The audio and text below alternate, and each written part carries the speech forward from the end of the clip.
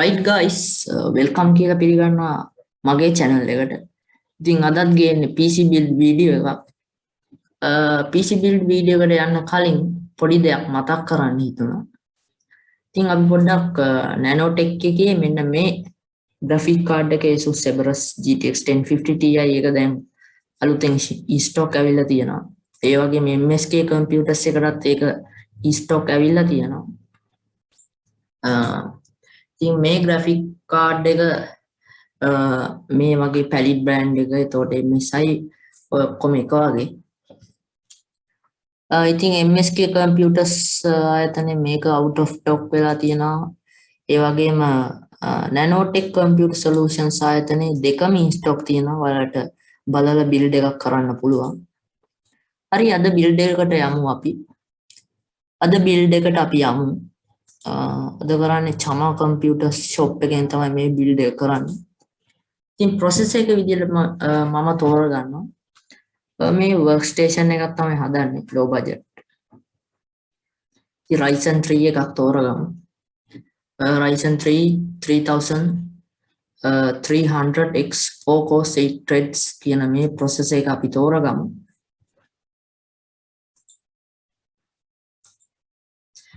ඉතින් workstation හදනවා නම් video rendering ඒ වගේම ඔයාලා කියන්නේ games play කරන්න නැතුව ඉගෙන ගන්න වැඩ මොනවා හරි කරනවා නම් අනිවාර්යෙන් Ryzen build එකක් කරන්න. මොකද Ryzen rendering එතකොට ඒ වගේ ටිකක් hard වැඩ කරද්දි ගොඩක් speed මේ processors AMD ලගේ. ඉතින් මේ හැම එකක්ම Ryzen architecture එකෙන් තමයි හදලා තියෙන්නේ. AMD Ryzen processors. හරි අපි ඊළඟට යම් motherboard එක තෝරන්න. ඉතින් motherboard එක විදිහට මම AMD AM4 motherboard socket type එකේ AMD A320 වගේ ටිකක් ගාන අඩු motherboard එක තමයි තෝරගන්නේ. ඉතින් ඔයාලට බජට් එක තියෙනවා නම් P450 වගේ එකක් තෝරගන්න.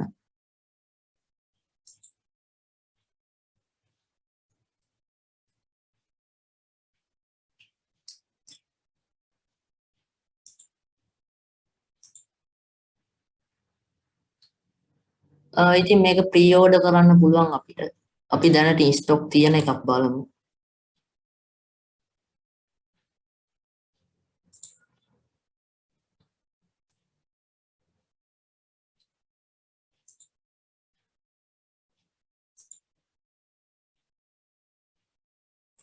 ඉතින් අපිට ටිකක් motherboard එක ටිකක් ගණන් එකක් තමයි තෝරගන්න වෙන්නේ. මොකද AM4 motherboard socket type එකෙන් එන motherboards ගොඩක් out of stock හින්දා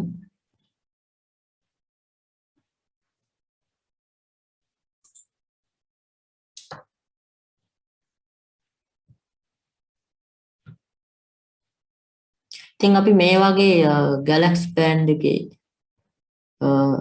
එන motherboard එකක් තෝරගමු B450M motherboard එක.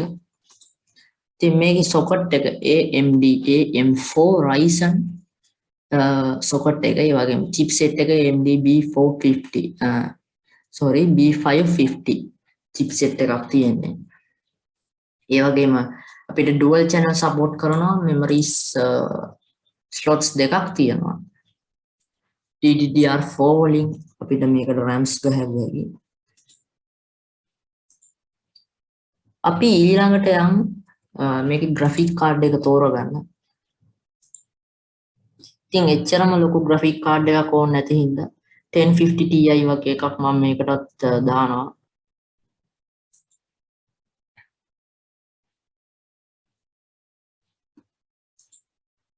ඉතින් මේක in stock තියෙන හින්දා අපි මේක දාමු. pallet brand එකේ GTX 1050 Ti 4GB Strong-X කියන power supply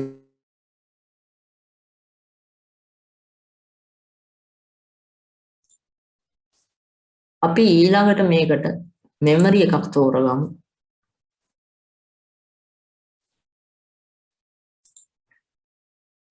ඉතින් Corsair brand එකේ 3200 MHz 8GB RAM එකක් මම මේකට දානවා. ඉතින් ඔයාලට 4GB RAM දෙකක් couple කරනවා නම් නැත්නම් dual channel කරනවා නම් වඩා හොඳයි. ඉතින් අපි දැනට මේක select කරමු.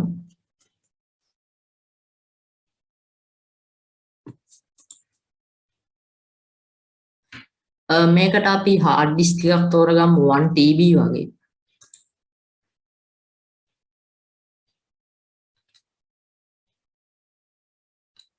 ඉතින් අපි Seagate bar CUDA 1TB hard drive එකක් තෝරගමු. ඊළඟට මේකට power supply එකක් විදියට අපි තෝරගමු. එච්චරම ලොකු power එකක් ඉල්ලන්නේ නැති.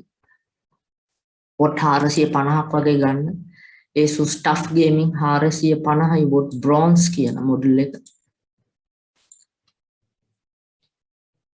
ඊළඟට අපි මේකට casing එකක් තෝරගමු.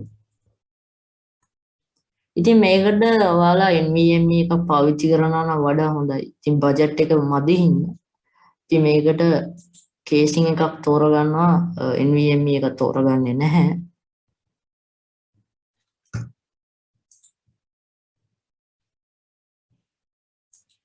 ඉතින් අපි RGB වැඩිම පාවිච්චි කරන්නේ නැති හින්දා පොඩ්ඩක් RGB අඩු casing එකක් මෙන්න මේ වගේ එකක් තෝරගමු. ඉතින් මේකෙත් ටිකක් RGB තියෙනවා. මම personal RGB වලට medium වගේ කැමතියි. මට ගොඩක් කැමති නෑ. ඉතින් මේ වගේ එකක් මම හිතනවා මේ build එකට ඇති කියලා. ඉතින් මේකේ RTX card එකක් වගේ පසු කාලීනව plug කරනවා නම් ඒකටත් ඉඩ තියෙනවා. ඉතින් අද build එකේ ගාන තමයි ඔක. ඉතින් NVMe එකක් දැම්මොත් ඔයිටත් වඩා ගාන වැඩි වෙනවා. ඉතින් AMD Ryzen processor එකක් තියෙන build එකක් තමයි මේක. අපි තවත් මේ වගේ build video එකකින් නැත්තම් software category tutorial එකකින් හම්බෙමු. ඉතින් අපි MBpcLK channel එක දිගටම subscribe කරලා එකතු වෙන්න. අපි මේ වගේ තවත් වීඩියෝ එකකින් හම්බෙමු. ස්තුතියි.